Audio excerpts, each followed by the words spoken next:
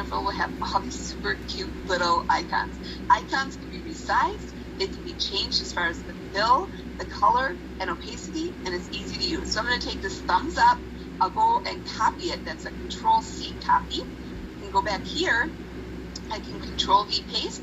It's really tiny up here, but what's awesome about Slides Carnival is if you enlarge it, it doesn't lose any of its, pixelization, so it looks awesome. Here I can go and fill this in with whatever color I want. I can change the border outline, and I can even change the line weight, just like I would with an image. So those icons that come with Slides Carnival are super helpful. People often delete that slide not knowing. Those are actually really useful. Let's talk real quickly about presentation settings. So you can have transitions. Right up here is a transition tab that opens up to allow you to change your transitions. They have different options such as fade. You can also select any item on your slide. It could be a text or picture, and you can add animation. So I could have this one fade in or fade out. There's all these choices, and I can choose how fast it happens. And I just did that by simply clicking on an object, and then I have that little transitions tab open up, and I see all of these possibilities. And I can even play this and see what it's going to look like. So it'll kind of play the transition and show you how now it's going to slowly fade in. So that actually, it's super easy in Google Presentations to do any of those animations or transitions. Okay, so that's right up here on the Transitions tab. You can also add hyperlinks. If you select an item on your page, you will find a little link chain.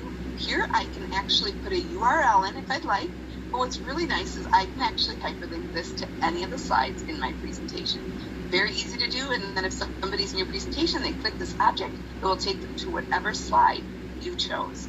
So I love that you can do that so easily. Finally, to wrap this webinar up, I'm sorry I'm just a couple minutes over, I'm trying to just finish it up. To share and collaborate, you have some great options. Sharing, first of all, if I'm in my practice presentation, if I go to share, if I go to this just get shareable link, I know that's where most of us go to get a link to share out with anybody who wants to, view this presentation. So right here is where I can say anybody can view or comment or edit, right? And I can just copy that link.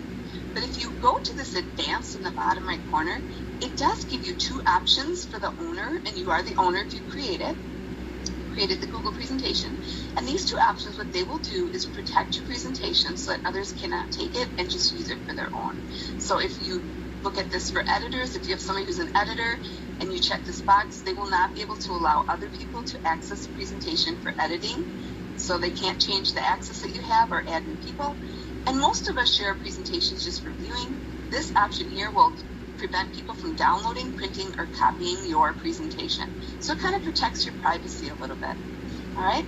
Downloading is very useful. If you have a presentation you've created, you can go to File and Download As, and you have all these options. You could download it as a Microsoft PowerPoint or an ODP, which is basically an open office document. I often go to PDFs because those cannot be edited once they're downloaded, so I will often do that. You have some slide options here too. You can download a slide as a JPEG or a PNG, or even as a scalable vector graphics. If you've never heard of that, don't worry, it's okay. That's more or less for people who use them in computer programming and animations. So don't worry if you're not familiar with that. And finally, embedding. If you want to embed a presentation somewhere, maybe in a blog post or on a Google site, going to File and Publish to the Web. So you have to look right here for Publish to the Web.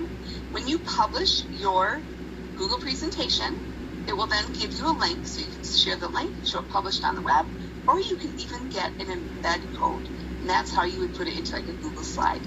So some of that you might need a little techie help with. If you have a techie friend who can help you with that embedding, that's often nice to have somebody who can help you out. Whew, I made it. I went over a few minutes, sorry about that, but there's a lot to show and learn with Google Presentations. So thank you, Simple K-12, and thank you to everybody who attended today. I had a great time, and I really All right, guys, so lots of questions coming in about the CEU Certificate of Completion. So